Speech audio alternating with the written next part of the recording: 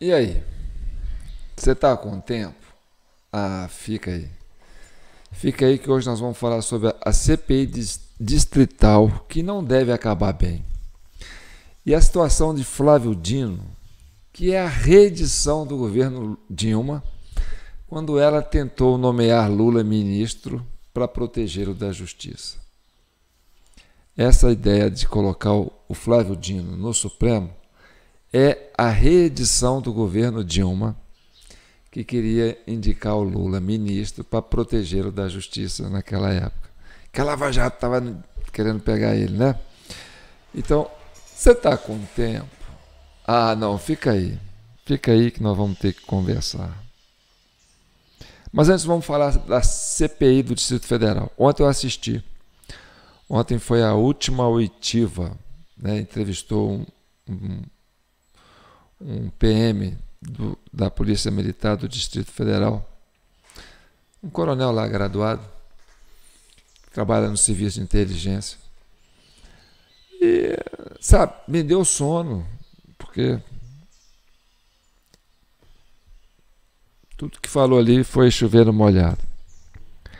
E ó, não espere muito do deputado distrital João, meu xará, João Hermeto. Porque o Hermeto não tem envergadura para botar a mão na fogueira. Ele não vai indiciar Flávio Dino. Eu acredito. Pode ver, escreve o que eu estou dizendo. Não vai indiciar G. Dias. Vai fazer um relatório meia boca, sabe? E disse que não vai usar das suas convicções para fazer o relatório. Ele disse que vai fazer um relatório técnico, que não vai usar de suas convicções para fazer o relatório. Você entendeu isso? Tá. Mas aí eu culpo um pouco a oposição, sabe? A gente tem uma oposição meia boca também. Porque até ontem foi o último dia da oitiva, agora a próxima é o relatório. Aí você espera que pelo menos um ali vai chegar e vai falar. Ó, eles falam para mim, João, às vezes comenta aqui, João, você não manda esse material seu lá para a CPI distrital, para a CPMI do Congresso? O que você fala aí é muito sério, tem muito fundamento, você prova, você mostra as evidências, você convence a gente, manda isso. Eu mando, mas não chega. E se chega, meu amigo, e o pessoal vê, o pessoal amarela. A oposição amarelou, vamos dizer assim. E eu vou dizer que amarelou porque na fala desse deputado distrital aí eu acho que é PP, não sei, né? Mas ele é o pastor Daniel, né? Que foi até, fez uma ótima apresentação ali, né? De um PowerPoint ali, né? No último vídeo, que eu até mostrei para vocês. Mas ele ficou naquele discurso, sabe? Houve omissão, houve prevaricação. No máximo, houve omissão dolosa. Quer dizer, houve a intenção de omitir. Mas não falou que isso foi um golpe planejado pelo próprio governo, pela própria esquerda. Ele mostrou tudo. Olha, gente, é isso. Tem cara de porco, focinho de porco, orelha de porco, nariz de porco, rabo de porco, estômago de porco, tudo de porco. Mas não é porco? É o que então? Omissão, prevaricação. E aí ele faz um discurso falando sobre o 15 de novembro, que as pessoas não têm que ter medo, não, tem que ir para a rua protestar. É um direito do brasileiro de protestar. E voltem a ocupar as ruas, o povo tem que ter coragem para reagir. Mas ele não teve coragem de apontar o dedo para o governo e falar: isso foi vocês que armaram para legitimar esse governo que estava sendo questionado de forma legítima por uma parte da sociedade brasileira. Então, tá aí. Vocês planejaram isso, vocês executaram isso. E agora vocês não querem que investigue, por quê? Porque a gente sabe, e vocês não querem que a gente saiba e que a população saiba. Todo mundo sabe, mas isso não pode ser materializado. Então você fica nessa de prevaricação. E aí, o Hermeto, o João Hermeto, meu xará, que é o relator dessa comissão, que, segundo ele, votou no Bolsonaro, põe-se no lugar dele. Se vocês da oposição ficam falando de prevaricação, fica falando de omissão, eu vou botar o que no meu relatório? Se vocês não têm coragem de apontar o dedo para o governo e falar que foi o governo que fez isso, eu vou botar o meu na reta?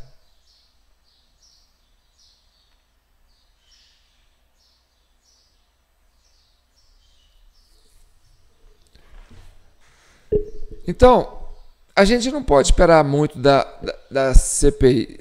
A CPMI, que era muito mais poderosa, que tinha muito mais assim, elementos trabalhando ali, embora o governo também tomou conta, né? Não conseguiu apontar o dedo para o governo e falar: ó, vocês fizeram isso, vocês planejaram isso, vocês executaram isso. E eles tinham provas suficientes para falar isso, mas ninguém falou. Até a crítica da urna eleitoral foi muito tímida na CPI, porque tudo isso está envolvido em cima de quê? Em cima do processo eleitoral. O 8 de janeiro foi um protesto da população contra o resultado do processo eleitoral, não é nem só das urnas, é como se deu o processo eleitoral. E eles foram tímidos. A própria oposição amarelou dentro do Congresso.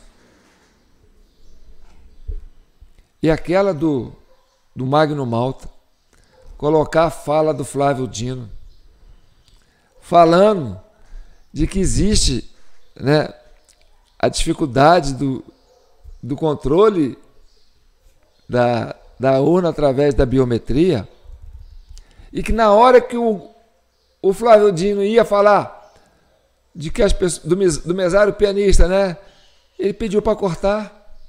Ele pediu para cortar. Quem? O Magno Malta. Amarelou? Então, a gente não pode esperar muito da CPI do Distrito Federal, até porque ali na mesa você tem 4 elementos, que é o nordestino lá, né? Aliás, o João Hermeto também é do Nordeste, mas vamos lá. Você tem o presidente, o Chico Vigilante, PT. Você tem aquele vice-presidente lá, aquele menino do PSOL, né? É a esquerda sumida, né?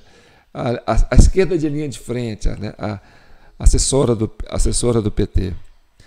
Aí você tem uma menina lá também que participa da mesa lá de vez em quando, que é a base do Lula. E você tem o Hermeto, que o Hermeto vai passar pano, é base do Lula. Que ele quis incriminar o Bolsonaro, quando o chefe dos infiltrados ali, ó, aquele major Santa Cruz, falou que se o Bolsonaro tivesse reconhecido as eleições, ninguém estaria na frente dos quartéis. Aí o Hermeto pegou a fala: você está certo, a culpa é do Bolsonaro, porque aí pronto. Aí o pessoal fala: vou cortar isso aí e fazer meme, não sejam falando que a culpa é do Bolsonaro. Eu falei: quem dera se eu começasse a ganhar memes. Eu ficaria até satisfeito com essa promoção, porque, sabe, a publicidade é a melhor coisa que tem. E quando a pessoa começa a bater muito no cara, começa a usar muito, aí ele ganha visibilidade. Mas ninguém vai querer fazer isso, fazer meme do João Paulo para dar visibilidade para a imagem do João Paulo. Quem é João Paulo? João Paulo é um camelô que fica lá em São João del Rei, que encostou a banca dele, né, dos joguinhos pedagógicos que ele faz para poder falar para a população brasileira que a urna é vulnerável, que o mesário pianista é que decide as eleições, que o governo é que armou esse 8 de janeiro. Quem é esse cara? É um Zé Ninguém, é um João Ninguém. Então, a melhor alternativa é deixar esse menino aí, esse senhor idoso, esse lobo solitário, né, no anonimato, né? Ignorem esse rapaz. Mas olha, gente, é isso que eu falo, entendeu? Não vão indiciar o Flávio Dino. E porque o Flávio Dino, a oposição está no pé do Flávio Dino, que sumiu com as provas, né, escondendo ou apagando as imagens do seu ministério, né? Segurou a Guarda Nacional. Primeiro convocou a Guarda Nacional, né? Ele tinha um motivo. Depois segurou a Guarda Nacional. Depois liberou a Guarda Nacional para prender os patriotas. Gente, e prenderam, sabe? Você sabe o que me deixa triste? Porque você fala, organização criminosa, esses patriotas que foram presos. Como organização? Para ser organização, as pessoas têm que se organizar em grupo, têm que se conhecerem. As pessoas foram para lá numa leva de ônibus que foram catadas pelo pessoal da esquerda. Falaram assim, quem quer protestar contra esse governo Lula? Entra aqui no ônibus, nós vamos levar vocês de graça para lá. Aí baixou, deixou o pessoal lá no QG. Dia 7, né? E aí, meu amigo, o pessoal lá... Gente, quando você fala do Hamas, o Hamas planejou aquele terrorismo lá em Israel. É o Hamas. O Hamas é uma milícia, não é? É governo de Israel. É uma milícia também. Para planejar aquele terrorismo lá, aquilo merece tempo, planejamento. Tem que cavar túnel, tem que preparar arma, tem que esperar uma brecha para poder vazar ali, para poder chegar, porque tem que quebrar o sistema de segurança de Israel, né? Até isso tem que ter organização. Então, cata brasileiros, quando eu estou falando brasileiros, não é militante político, não. Porque o PT, o PSOL, a turma dos infiltrados são militantes políticos. Quando você fala militante tem a ver com o quê? Com militar. É militar civil, é militante, é milícia. É militante político, é pessoa que tem know-how, não é amador, entendeu? É político. Então, esse pessoal que foi preso não tem experiência de política, não são políticos, não são pessoas militantes, não tem partido, às vezes não é filiado a partido, a maioria lá eu acho que nunca participou como candidato em nada, ou nem se filiou a nada. Então, e nem conhece o outro que está do lado dele aí, que desceu marchando. Eu vou lá eu mais um, mais dois, mas o resto eu não sei quem que é, nunca tive com eles, nunca organizei, quer dizer, não se organizaram. Então, foi uma leva de brasileiros atraído para uma emboscada, porque esses brasileiros entendiam que o processo eleitoral foi maculado. Eram pessoas que queriam ser legalistas, são as pessoas que defendem o devido processo legal, que defendem a Constituição, defendem a transparência, defendem a independência dos poderes, que defende a justiça eleitoral como um objeto isento, não uma peça partidária para fazer política e decidir uma eleição a favor de um candidato. Então foram brasileiros, por isso que é triste essa situação. São brasileiros, cidadãos sérios, comprometedores, são familiares, pessoas que saíram para defender as instituições e foram vítimas das instituições que estão aparelhadas por uma turma mal intencionada. Então isso é que é triste. Se estivesse prendendo assim, vamos prender os militantes do PL, vamos prender os deputados que estão lá fazendo manifestação. Eu mostrei um vídeo passado aqui, quando o Temer era o presidente, que ele tinha derrubado o governo da Dilma, né? E botou os militantes tudo para correr, né? Como assim, desovou um monte de militantes que estava dentro da máquina pública, né? Demitiu o pessoal todo. E aí a turma foi para cima, querendo invadir Brasília, botaram fogo nos ministérios. E aí você tinha ali, né, um cordão de deputados marchando em Brasília para dar legitimidade para isso. Aí estava lá a presidente do PT, estava lá aquele Lindeberg Faria, estava essa turma toda aí. Esses são militantes políticos e com mandatos, estavam marchando para Brasília, entendeu? Para legitimar aquele vandalismo que botou fogo em muitos ministérios. Agora, aquele pessoal que foi preso no 8 de janeiro, coitados, são cidadãos. Quando eles chegaram lá e viram aquele caos, os infiltrados já tinham lá feito o serviço todo, eles ficaram, pô, e agora? Aí foi preciso criar uma estrutura de militares para dar respaldo para eles, porque eles, olha, eu acredito na instituição, eu acredito na força militar, porque a gente está pedindo aqui o exército, né, os militares salvem o Brasil desse caos. Aí não, a gente vai colocar uma polícia militar lá para escoltar vocês, para vocês virem fazer essa manifestação pacífica aqui em Brasília. Não, então a gente tem a polícia militar apoiando a gente, ela vai, né, acompanhar a gente do lado ali para a gente chegar até Brasília.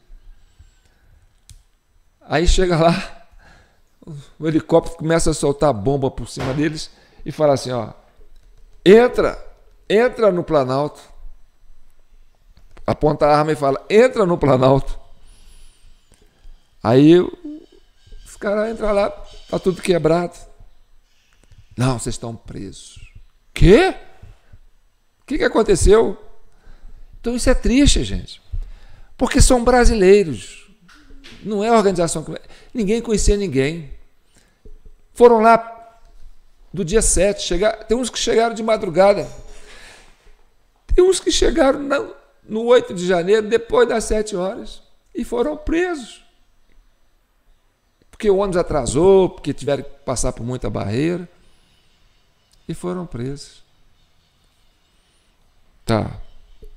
Então agora, a gente vai falar por que esse povo faz isso com os brasileiros, porque realmente o governo Bolsonaro, por mais intencionado que o Bolsonaro possa ser, é uma pessoa que tem um déficit de inteligência emocional. Ponto. Muita gente votou no Bolsonaro e falou assim, eu vou votar no Bolsonaro porque o resto não dá, isso aí que está aí é o caos. Não quero isso. Então, o Bolsonaro é esse menino aí, esse rapaz que tem essa dificuldade emocional, fala para os cotovelos, né? É ingênuo, é puro, pode ser até bem intencionado, honesto, mas ele não tem maldade, a maldade para entender, né? E por isso que ele não conseguiu criar o partido político dele, que tinha o número 38, ele vai botar um 38 como número de partido, né? Porque o cara gostava de defender a coisa do armamento, então ficou para quê? Você tinha um Bolsonaro ali, um cidadão, né? Bem intencionado, um cara honesto, dentro do que a gente entende que seja necessário ser honesto para governar esse país, e abaixo dele um vácuo, de estrutura de poder. Nada. A turma que entrou na onda para apoiar Bolsonaro, muitos entraram na onda, como se diz assim, tá com ele? Então vou junto para pegar a carona. Tá aí, não precisa falar quem. Entendeu? E muitos que trabalharam com ele, bem intencionados também, não têm experiência política para entender essa militância e essa engrenagem que a esquerda trabalha. Então é natural que o Bolsonaro tinha as suas vantagens, mas também tinha muitas limitações. Então ele sozinho não podia resolver a parada, tá certo? Então, uma das coisas que eu vou mostrar para vocês aqui, que é gravíssimo, tá certo? E aconteceu durante o período eleitoral, e ninguém da base governista entendeu isso. Nem os apoiadores durante a campanha, nem o Bolsonaro deu grito. Mas era uma coisa grave e que precisava gritar, porque aquilo era sério. Então, por mais que o Bolsonaro seja esse líder, ele tem suas limitações, porque ele não enxerga a maldade nas coisas. E aí é vítima. E a população brasileira, pura e inocente, acaba sendo vítima, porque aonde tem o link dele, é ele e o povo. Entre ele e o povo, não tem nenhuma organização política partidária que legitima essa concepção de país que ele procura e que essa sociedade procura. Que é a legalidade, que é agir dentro da lei, que é respeitar a Constituição. Porque ele falava, estou nas 4 linhas. Você estava nas 4 linhas, mas o resto não estava. E aí, quando você ia cobrar, quando o Bolsonaro ia cobrar, cobrava do jeito dele, truncoso. Entendeu? Então, acabava ficando difícil para ele. Então vamos lá, vamos mostrar esse detalhe. Durante o período eleitoral, no segundo turno principalmente, né, houve uma aberração jurídica, houve uma aberração eleitoral, algo assim, abominável, que devia ser denunciado na hora, descaradamente. Falando, isso não pode. E o povo também tinha que ter denunciado. Mas isso virou notícia. E passou como se fosse algo natural. E não era. Vamos entender. Tá bom, agora Yasmin, a campanha de Lula teve reuniões com os ministros Alexandre de Moraes e Luiz Roberto Barroso. Você já sabe o que foi tratado? Olha a gravidade. A campanha do presidente Lula reuniu com o ministro do STF, depois reuniu com o presidente, quer dizer, com o presidente do STF e depois com o presidente do TSE. A campanha do presidente Lula, presta atenção, reuniu com o ministro do TSE, depois, o presidente do TSE, depois o ministro, presidente do STF. Tá. O que é o TSE? O que é o STF? É a justiça. Horas. E se você tem um processo eleitoral, você tem 2 candidatos concorrendo. Esse candidato aqui vai reunir com o juiz da partida para pedir interesses dele que seja feito? Vamos entender. Pois é, a campanha de Lula, uma comitiva aliada ali ao candidato do Partido dos Trabalhadores, esteve hoje aqui em Brasília, fez uma reunião no Tribunal Superior Eleitoral com o ministro Alexandre de Moraes, justamente para tratar a respeito dessa questão das fake news, como o Tribunal Superior Eleitoral vai se comportar diante da divulgação de fake news nesse segundo turno das eleições. A presidente do PT, Gleisi Hoffmann, foi quem esteve à frente dessa reunião no TSE com o ministro Alexandre de Moraes. Em uma outra reunião, agora essa no Supremo Tribunal Federal. Tá. Então, essa ministra, essa reunião com o TSE, e o Flávio Dino estava nelas. Essa com o Barroso, aparece o Flávio Dino. Só que a gente, nessa matéria, não vou mostrar não, porque essa reportagem é diferente. Então, o ministro do TSE, o juiz da partida, reúne com um time e fala para eles assim, ó, tira o que o pessoal está colocando na internet lá que está prejudicando a gente. Mas deixa o que a gente está colocando. Ainda que seja mentira, deixa o que a gente está colocando. E aí começou a caçar perfis de apoiadores de Bolsonaro, para tudo quanto é lado. Entendeu? E usando uma técnica de espionagem que é reprovável. Né? Porque conhecer o que estava no grupo de WhatsApp de empresários é furar, né?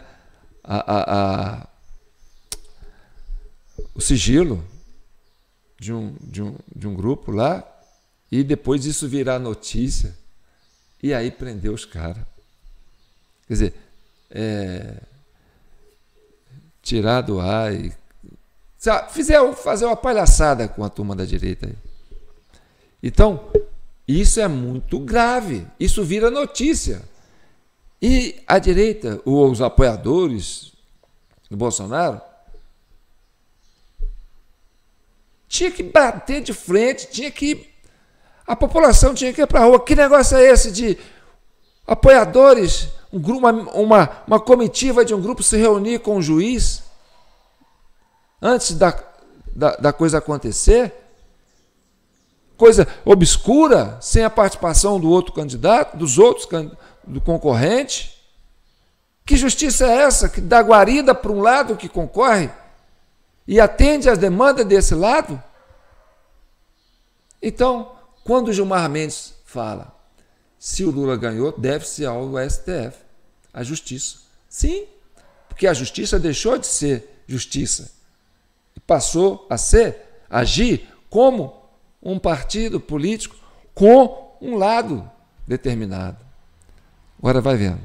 Quem está ali encabeçando essa reunião é o senador Randolfo Rodrigues, reunião essa que inclusive ainda acontece nesse momento, e nessa reunião no STF, a comitiva de Lula foi lá ao Tribunal Superior Eleitoral conversar com o ministro Luiz Roberto Barroso a respeito da gratuidade do transporte público no dia 30 de outubro, no segundo turno das eleições. A comitiva defende que as pessoas precisam ter ali garantidas o transporte público de forma gratuita, porque muitas pessoas, na avaliação da campanha do Lula, não conseguem ir votar porque não tem dinheiro, e por isso eles defendem essa manutenção aí, essa possibilidade de ter o transporte gratuito no dia 30. Como eu disse, a reunião segue acontecendo lá no Tribunal Superior, no Supremo Tribunal Federal, melhor dizendo, e qualquer novidade, qualquer saída ali depois dessa reunião dos parlamentares, a gente aciona vocês por aqui. Então olha que absurdo. Nessa o Flávio Dino estava lá, tomando a frente junto com a turma lá. Por isso que eu falo. Entendeu? Olha que absurdo. A comitiva do concorrente, quer dizer, de um candidato, procura o STF, a justiça, e fala, olha, a gente quer que vocês criem uma lei, porque não era proibido, por lei era proibido. Então, legislem em favor da nossa causa, do nosso candidato. Autorize ônibus gratuito, porque o nosso eleitor é pobre, precisa de transporte. Isso já é campanha, isso é pedir benefício para um eleitor de um candidato. E se isso vai a público e fala, pô, tá vendo, o Lula pensa na gente, olha lá, ele pediu para a gente ganhar ônibus de graça. Quer dizer, oferecendo vantagem material para o seu eleitor, e pediu a justiça para fazer isso. E a justiça, passando por cima da lei, autoriza essa aberração para beneficiar um candidato. Isso aconteceu, está aí, está documentado. Então, a justiça vai, reúne com ao juiz. É a mesma coisa, olha, tem um réu aqui, e eu sou o juiz. Eu vou condenar esse réu, se ele estiver errado ou não. Então tá. Fora do lugar lá onde vota, né, lá do fórum, ele reúne com o réu e fala, o réu pede para ele, fala, faz isso para mim que vai me ajudar a inocentar. Mas isso é ilegal. Não, mas você pode criar uma forma aí, uma lei, uma jurisprudência que vai beneficiar a gente e vai fazer que a gente seja inocentado. Não, pode deixar comigo. Nós vamos te ajudar. Nós vamos fazer isso, tá bom? Vai para casa que a gente vai cuidar disso.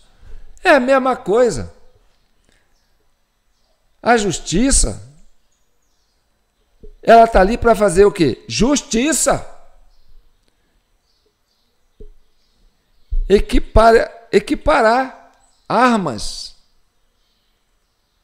Você está ali para não deixar que um passe vantagens em cima do outro.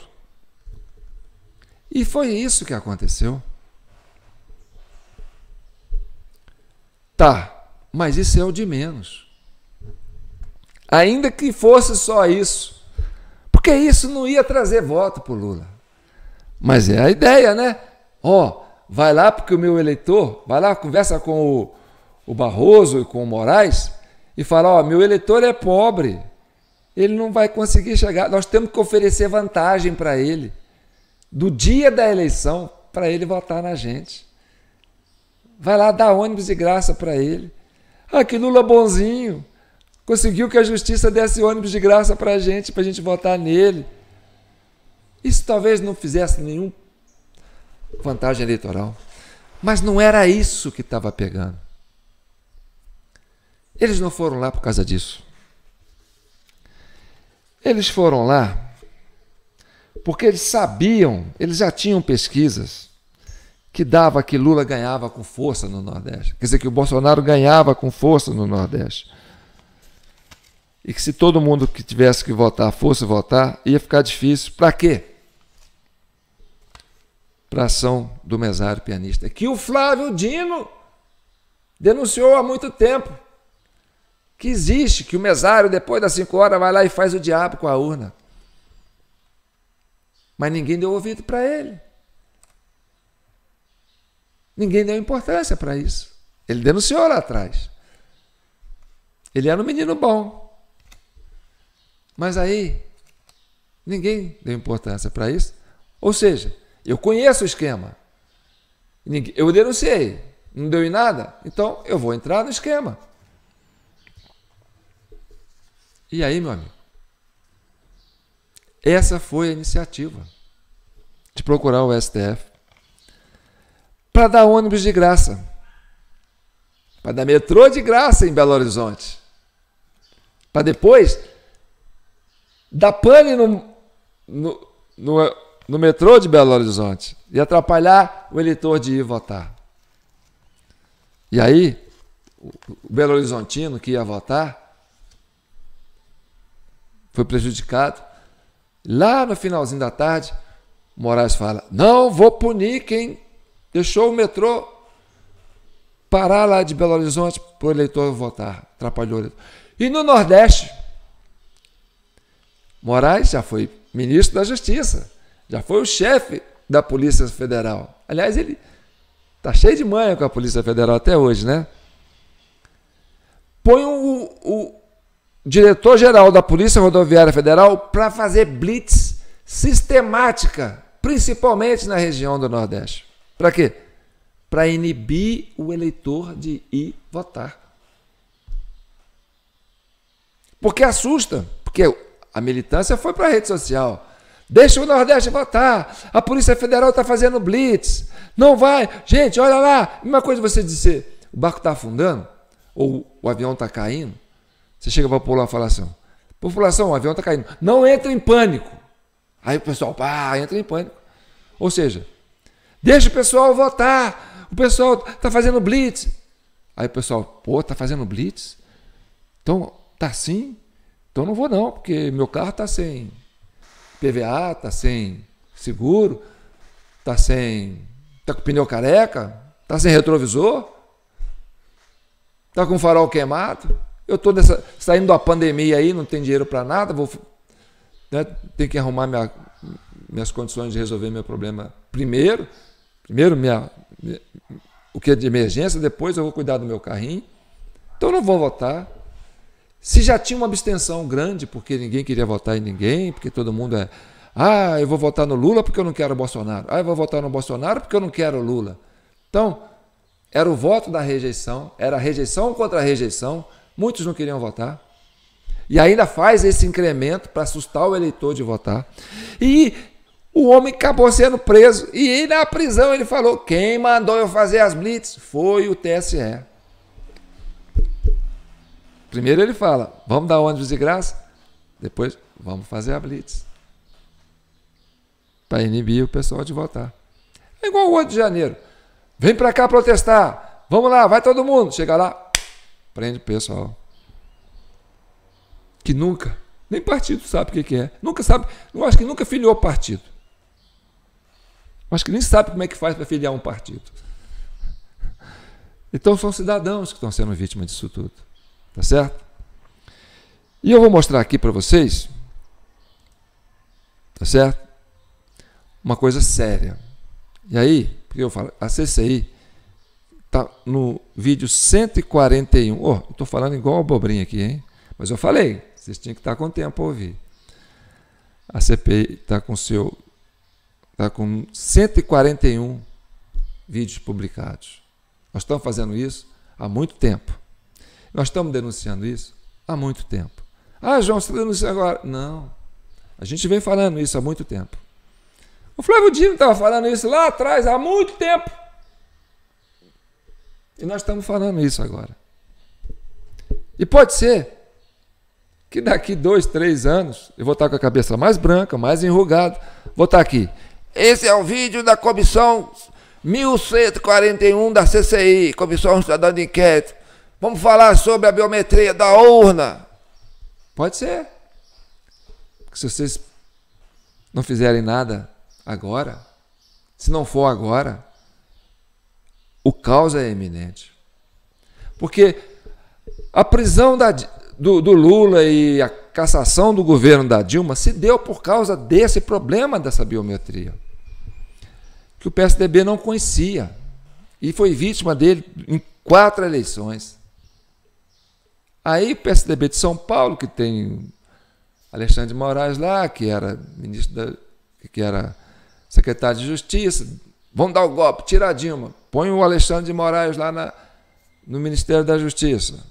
Depois pega o Alexandre de Moraes, põe ele no STF. Tira do STF agora, não, deixa no STF, põe ele no TSE. Vamos descobrir como é que esse PT faz essa merda aí para ganhar da gente. Descobriu. Mas descobriu tarde, porque a hora que foi fazer a campanha, já estava com o seu capital político destronado, desmoronada. Por quê? Porque bebeu na mesma fonte. E o povo sacou isso. Aí o Lula, o Alckmin entra para candidato, padrinho do Alexandre de Moraes, e sai com 4, 5% de voto. Aí ele, a gente fez isso tudo aqui, prendemos presidente estatal, prendemos presidente, líder político, caçamos um governo, fizemos o diabo, passamos por cima de muito processo que não, entendeu? Passamos, extrapolando o processo jurídico para poder tirar esse povo, para poder conseguir colocar o nosso projeto de poder lá, para resolver esse problema, porque o PT estava fudendo com a gente. Aí, a hora que ele viu que meu capital foi embora, não, como diz assim, o nosso remédio quase que matou o paciente. E aí foi preciso tirar o Lula da cadeia, dar os direitos para Dilma. Não, Dilma, nós vamos reconhecer você como legítima. Cancelar tudo, trazer ele de volta, entrar de vice. Não, vamos botar você lá. Mas vamos junto nesse negócio do esquema do pianista aí. E aí o Alexandre de Moraes fala: ninguém pode criticar a urna eletrônica, porque ele sabe que ela é vulnerável. Se criticar é crime, porque ele sabe que ela é vulnerável. Mas a população não pode saber. Né? E está explícito que a urna é vulnerável, que a biometria não funciona direito, porque no artigo 114 da resolução número 23.669, de 14 de dezembro de 2021, que dispõe sobre os atos gerais do processo eleitoral para as eleições de 2022, essa resolução publicada dia 14 de dezembro de 2021, pelo ministro Edson Fachin, que era relator, Edson Fachin, ministro indicado pela Dilma, né? Camarada lá da Dilma. Então, o Fachin, que entrou para substituir quem? O Joaquim Barbosa, né? Aquele negro lá, que o Lula falou: não, precisamos colocar o negro no Supremo. Aí colocou o Joaquim Barbosa, que depois começou a apontar o dedo para o PT e falar assim: vocês estão fazendo muita merda. Aí o PT: ele é ingrato. A gente colocou lá ele e ele não está correspondendo. Quer dizer, não foi porque era negro, queria um cara que fosse cupicha. Mas, então está lá na resolução falando: se a biometria não funcionar com o eleitor, tenta 1, tenta 2, tenta 3, tenta 4 vezes, aí quem que vai abrir a urna para ele? O mesário, com a digital do mesário. E aí o mesário vai.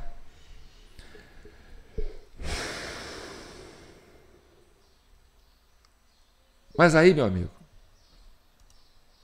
nós temos culpa nisso. Os brasileiros de bem têm culpa nisso. Porque, olha, pensa comigo.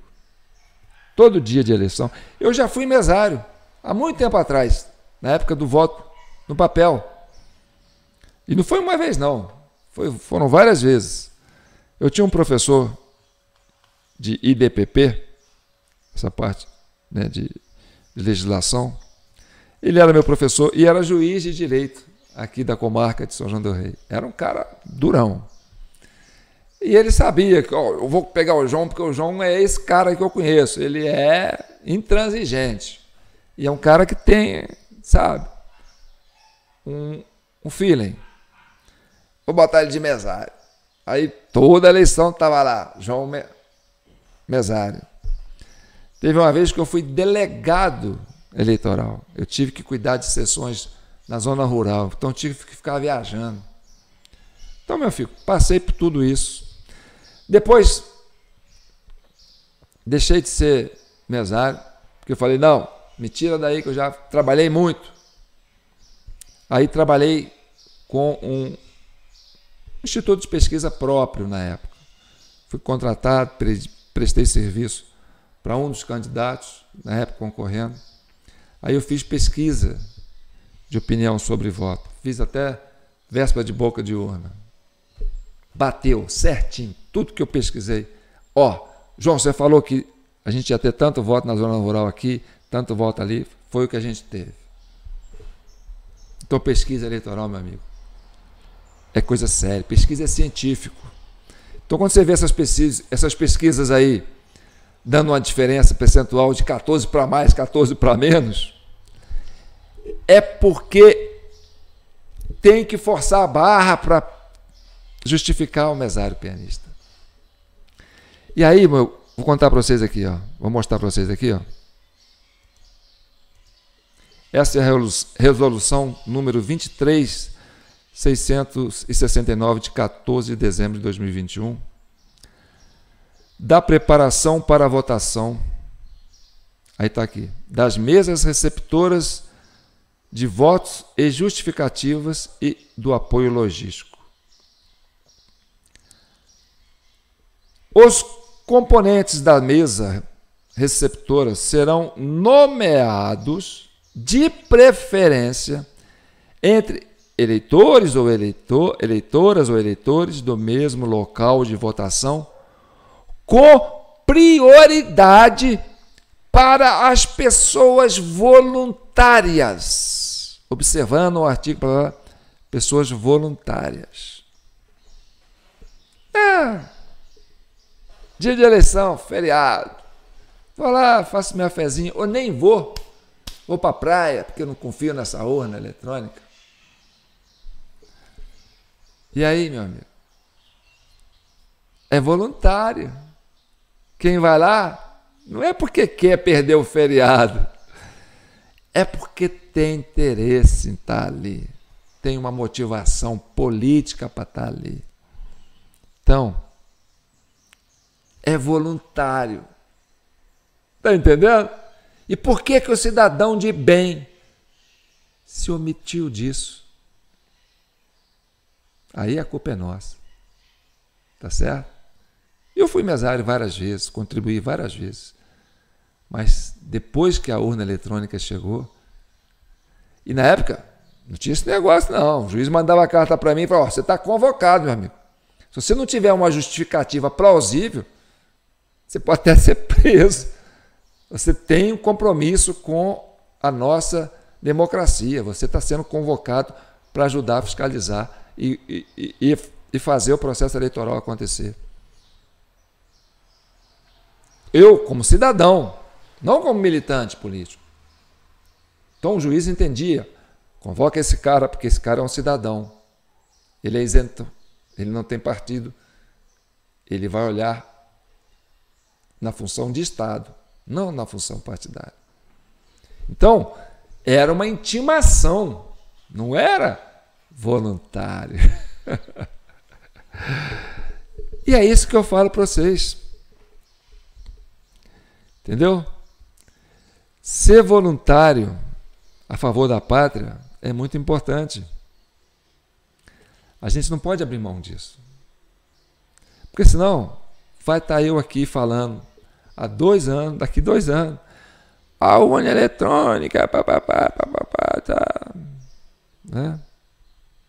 Então tem aqui também mais uma resolução, deixa eu ver se eu mostro para vocês aqui. Ó. Essa resolução aqui. Ó. Aqui, meu amigo, que mora o perigo. Olha o absurdo. Resolução número 23.715. Opa, deixa eu parar ela aqui. Espera aí, vamos ver aqui a data. Vamos parar ela aqui. Resolução número 23.715, de 25 de outubro de 2022. Uma resolução no dia 25 de outubro. A eleição era dia 30. O cara mudou a regra. Faltando 5 dias das eleições. Ela está lá, ó, altera a resolução do TSE de número 21.600, dezembro de 2021, que dispõe sobre os atos gerais do processo eleitoral para as eleições de 2022. Aquele que eu mostrei anterior. Aquela resolução do Fachin, ministro da Dilma. E essa resolução, que aconteceu 5 dias antes do processo eleitoral, o que ela fala? O que ela fala? Vamos entender aqui o que ela fala. Está aqui, ó. Cria linhas especiais para regiões mais distantes dos locais de votação. Linhas de ônibus. Aquilo que o PT pediu. Aquilo que a comitiva do candidato Lula pediu para fazer. Valer-se de veículos públicos disponíveis ou requisitar veículos adaptados, pode ser particulares ou não, para o transporte coletivo, como ônibus escolares e outros, que quer que seja.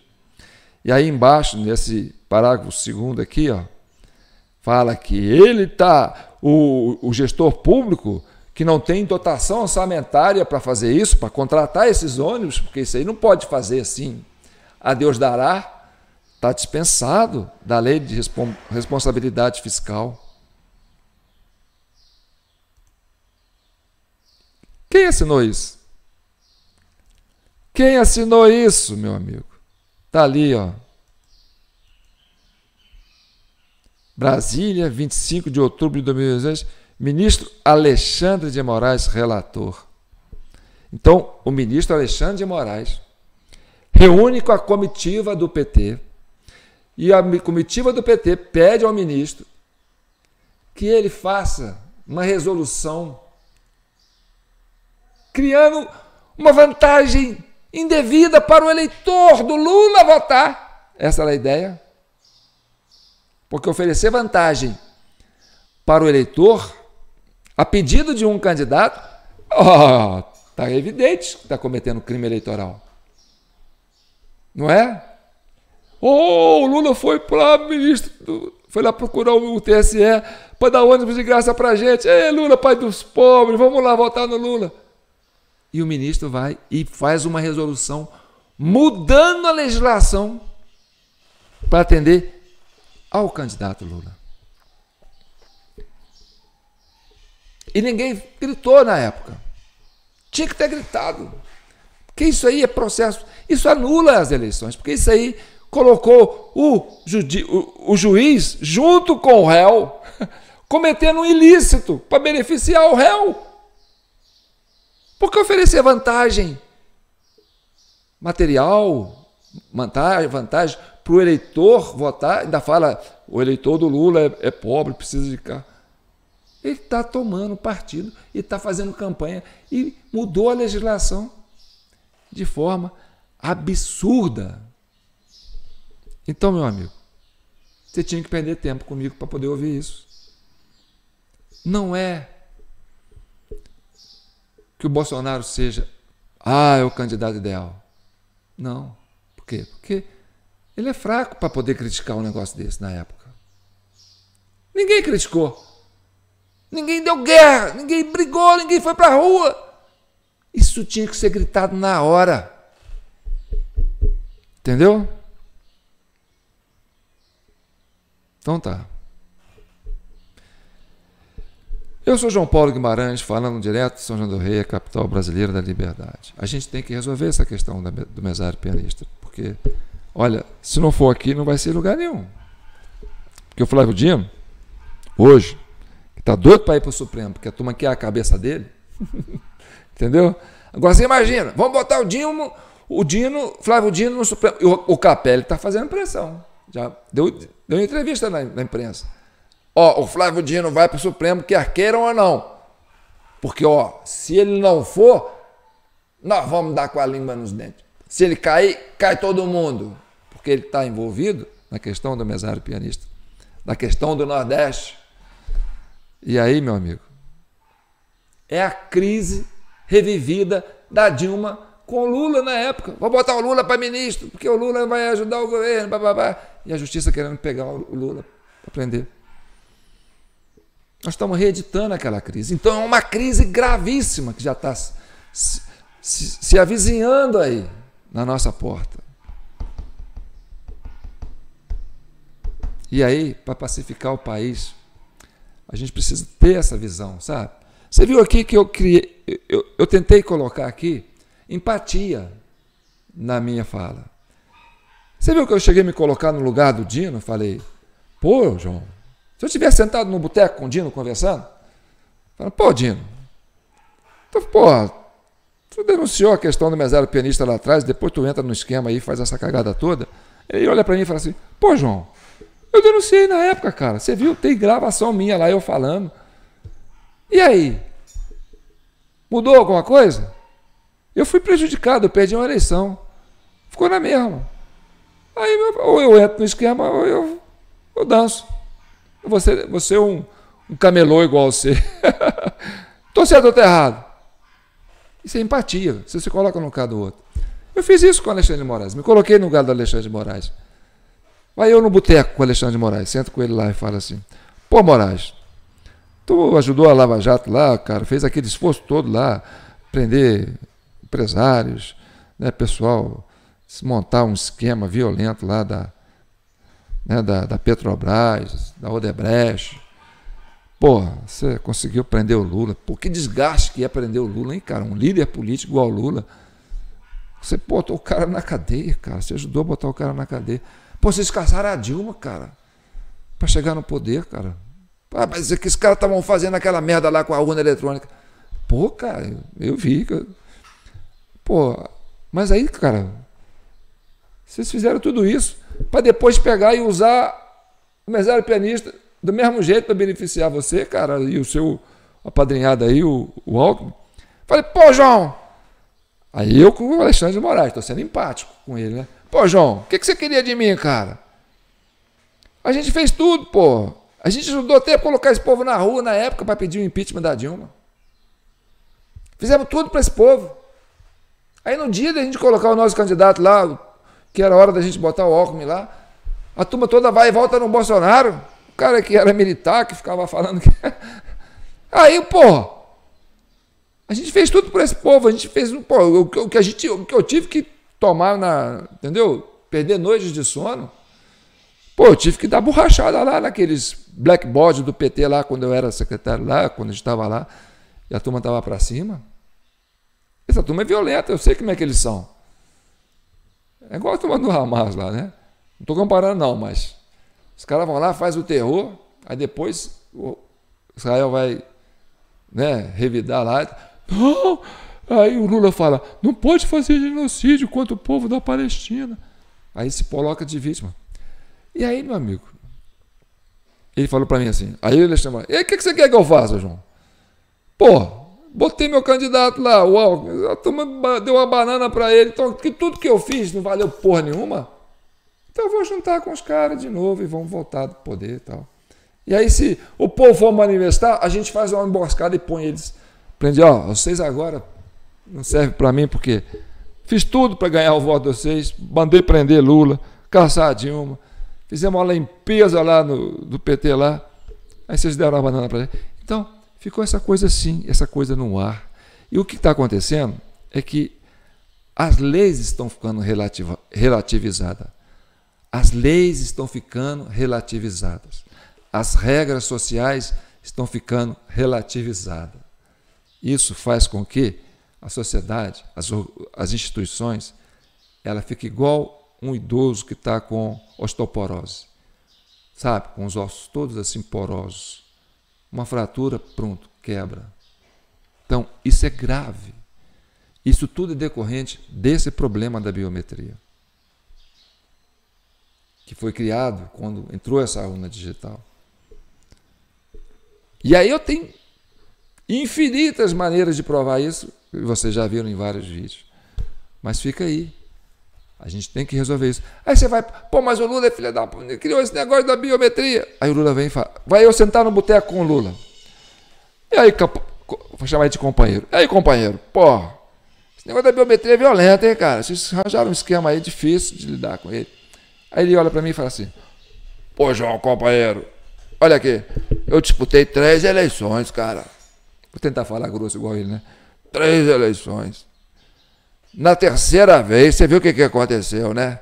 A Globo, pô, essa elite aí, golpista, essa Globo aí, pô, fez a cabeça do povo, entendeu? Tomou partido, no debate, sacanearam comigo. Eu perdi a eleição por causa disso, cara. Então, pô, não dá pra dar mole pra essa elite burguesa do Brasil, não, cara. A gente tem que jogar pesado. Aí eu falei, pô, Lula, isso foi há muito tempo atrás. Agora tem internet, você tem aí, né, as redes sociais, você pode conversar com a população, né? Mas agora eu já fui preso.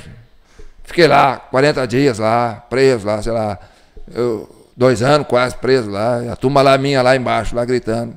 Boa noite, presidente Lula. Boa tarde, presidente Lula. Bom dia, presidente Lula. Sabe o que é isso? Isso é tortura, cara. Me prenderam por causa de um apartamento lá, de triplex, por causa de um sítiozinho de Atibaia. Mas, pô, cara, isso aí Pô, João, você tá de brincadeira comigo, cara? Esse pessoal aí do PSDB, essa turma aí, todo faz isso há muito tempo. Não tem ninguém mais honesto que eu nessa turma aí, não, cara. Todo mundo faz isso. Você não viu aí a coisa do estancar essa gria, pô? Eles queriam parar de investigar porque ia chegar neles. Então, Estou tentando ser empático. Estou me colocando no lugar deles. Então, gente, a gente tem que resolver isso agora. A gente tem essa possibilidade de conversar com a população abertamente, sabe? E criar essa democracia participativa, com todo mundo participando. Construir essa nação maravilhosa. E ser essa locomotiva da América Latina. Porque nós estamos aí, ó. 2 derrotas da seleção brasileira. Perdemos agora para a Colômbia. Você viu lá o estádio lotado, todo amarelo. Né? Então, a América Latina é um grande continente. E a gente não tem essas diferenças que tem nesses países, sabe? O Oriente Médio, aquilo ali, Israel com a faixa de Gaza, é igual ao Muro de Berlim, cara, que separa 2 realidades bem distintas e elas vivem muito próximas. A gente tem qualquer coisa parecida aqui. Você tem a favela no Rio de Janeiro, você tem a zona, entendeu? E os prédios públicos ali, aquele povo da favela vivendo com aquele negócio. 2 realidades bem distintas. Aquilo, esse convívio dos opostos assim, pô, os caras aqui na miséria, os outros lá se dando bem. A gente tem que chegar num jeito de melhorar isso. A rede social pode ajudar a gente a melhorar isso. Tá certo? A gente tem que trabalhar nessa condição. E eu conto com vocês. Tá bom? Não me abandone. Tá aí a minha chave Pix, jpnoticias@gmail.com. Ajude esse velho camelô aqui, porque se vocês não contribuíram, meu amigo, eu vou ter que voltar com a minha banca de camelô, que vai ser para mim um prazer, mas, sabe, é aquilo. As coisas vão acontecendo, vai protelando, e aí, ó, as coisas só vão se agravando. E a sociedade brasileira vai virar vítima e refém tantas vezes forem necessárias, se quiserem resolver essa parada. Tá bom? Fiquem com Deus e que o manto de Nossa Senhora abençoe todos vocês. Comentem, tá? Vocês são nossos membros. A Comissão Cidadã de Inquérito é um processo revolucionário. A gente está querendo fazer isso, invocar vocês para serem cidadãos de fato. E aí isso é importante ser compartilhado. Isso é importante você comentar com o pessoal da esquerda aí também, porque quando eles comentam, eles recebem muitas respostas. Isso ajuda a turbinar. Obrigado aí a turma da esquerda aí que gosta de chegar aí e fazer os comentários. Entendeu? Compartilhem isso, gente. Compartilhem bastante. Divulguem isso mais porque vocês puderem, tá? Porque, ó, o João Hermeto, ele não tem, sabe? Ele tem uma cabecinha que ele não vai bater de frente com o sistema. E a gente tem que fazer isso aqui, ó. Unir o eterno. Porque Deus é maravilhoso. Quem acredita em Deus tem uma proteção divina, porque a religião não é que seja aquilo que para alguns é o mal. Não. A religião vem do termo religare. Religare, você entra em contato com a energia que te trouxe ao universo. Então você tem que carregar essa energia sempre. E a religião é a forma de você recarregar essa energia que te trouxe, que você nasceu de um sopro de uma energia. Nós somos energia pura. Tem aí um documentário que fala sobre isso, né? Que nós somos energia, nós não somos matéria, porque nós somos produtos feitos de átomos. O que é o átomo? O átomo, né, é o núcleo e os elétrons em volta, aquelas partículas que ficam dentro do núcleo. E esse núcleo é como se fosse uma bola de basquete, e esse espaço da eletrosfera equivale, vamos supor, ao campo de basquete. Eu estou com uma bola de basquete aqui, e seria 2 campos de futebol de comprimento, assim, ou mais, 2 quilômetros. É a parte que as partículas do elétron giram em torno desse átomo, desse núcleo desse átomo, e entre nessa eletrosfera, né, nesse espaço que fica... Não tem nada, só tem essas partículas ali. E esse núcleo não pode chegar perto do outro núcleo, porque nesse espaço infinito tem 2 partículas que ficam gravitando em torno do núcleo, e naquele núcleo tem a mesma coisa, então não pode chegar. Então é vazio em cima de vazio, E tudo que tem é o movimento das partículas. Nós somos isso, nós somos só energia. Toda hora eu bato meu ombro aqui. Mas fica nisso, fiquem com Deus e que o manto de Nossa Senhora abençoe todos vocês. Então, tá aí, chave Pix, jpnoticia@gmail.com. Se comprometa com esse país, se comprometa com você, se comprometa com a sociedade. Vamos resolver isso aí? Então tá, estou por conta de vocês. Ou sim ou não.